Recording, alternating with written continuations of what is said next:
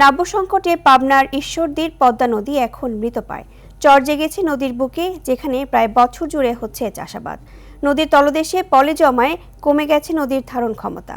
তাই বর্ষা এলেই বন্যায় ডুবে যায় চরাঞ্চলের ফসলি জমি, যার নেতিবাচক প্রভাব পড়ছে এখানকার জীবন জীবিকায়। পাবনার ঈশ্বরদী থেকে বায়েজিদ বোস্তামির পাঠানো তথ্যচিত্রে বিস্তারিত জানাচ্ছেন লিওন আজাদ। 34, 35 সানবিট 1 চামচে 30+ বাসন পরিষ্কার।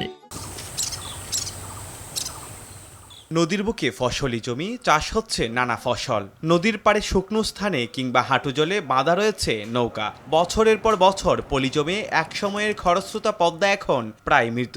এমন চিত্র এখন পাবনার ঈশ্বরদী উপজেলার মধ্য দিয়ে বয়ে চলা পদ্মা নদীর। শুষ্ক মৌসুমে তেমন পানি প্রবাহ না থাকায় কোথাও কোথাও রূপ নিয়েছে সরু খালে, হেঁটেই চলছে মানুষজন।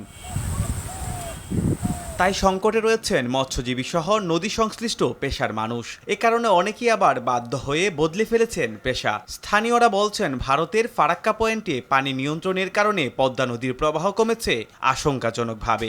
এর ফলে উত্তরাঞ্চলের কৃষি, জীববৈচিত্র্য ও নৌযোগাযোগ পড়েছে হুমকির মুখে।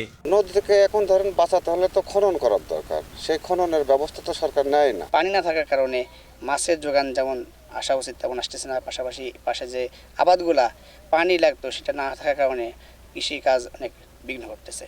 জেলেদের বর্তমান কামাই নাই। ফারাক্কার বাঁধ দিয়ে সারি ওটা পানি ওরা ছাড়ছে না, ওই জন্য শুকাই যাচ্ছে। এ ব্যাপারে ক্যামেরার সামনে কথা বলতে রাজি হননি পাবনার পানি উন্নয়ন বোর্ডের নির্বাহী প্রকৌশলী। তবে নাব্য সংকটের বিষয়টি সরকারের সংশ্লিষ্ট বিভাগের নজরে আনার আশ্বাস উপজেলা নির্বাহী কর্মকর্তার। আমরা বিআইডব্লিউটিএ, পানি উন্নয়ন বোর্ড সহ সরকারের সংশ্লিষ্ট সরকারের অন্যান্য দপ্তর আছে, যেমন নদী রক্ষা কমিশন, তাদের নজরে নিয়ে আসবো। দ্রুত নদীটির নাব্যতা সংকট সহ সব ধরনের সংকট নিরসন করে স্বাভাবিক রূপে ফেরানোর দাবি নদীপাড়ের বাসিন্দাদের।